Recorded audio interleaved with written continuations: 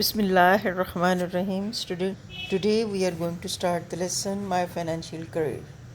First of all, I will give you the brief introduction of the author. Stephen P.H. Butler Lecock was a Canadian teacher, writer, and humorist born in 1869 in England.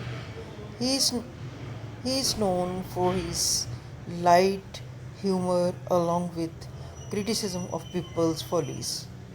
My Financial Career is a humorous story by Stephen Lecock with the humorous content. The story My Financial Career is an interesting story catching the humor. It accounts Lecock's painfully embarrassing experience of the bank. Theme of the story. My Financial Career humorously presents a person's first experience in the bank. The main theme of the story focuses on the tension and stupid action happened in the bank. There is a much fun and laughter when the narrator makes a clown of himself through his words and behavior. Once the narrator of the story visited the bank. When he goes to the bank, he feels nervous. The bank, the clerk, the writer, the wicket, and the sight of the money, everything creates horror in the mind of the narrator. As soon as he enters the bank, he becomes an irresponsible idiot. The narrator wanted to open a bank account because his salary had been raised $50 a month. So he thought that the bank was the right place for it. The narrator met the accountant and asked him if he could see the manager alone. He did not know why he said alone. The accountant led him to the manager.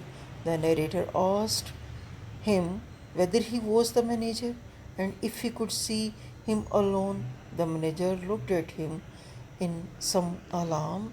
He felt that the narrator had an awful secret to reveal, so he took him in a private room.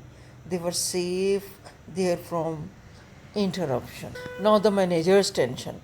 The manager, from narrator's mysterious manner, thought that he might be a detective, so he asked the narrator whether he was one of the Pinkerton's men.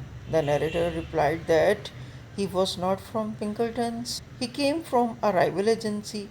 He said that he was not a detective at all. He had come to open an account. He intended to keep his money in that bank. The manager looked relieved but still serious. He concluded that he must be a very rich man, a son of Baron Rothschild or a young gold. The manager asked the narrator if he wanted to deposit a large amount, but when he learned that the narrator wanted to deposit only $56, his behavior has changed. He instructed the accountant to open the account. Now Lecoq wanted to withdraw $6 for the present use. Instead of writing 6, he wrote 56 and gave the check to the clerk. The clerk asked him if he was withdrawing the entire amount and not going to deposit anymore. The narrator agreed with him and said, "Never."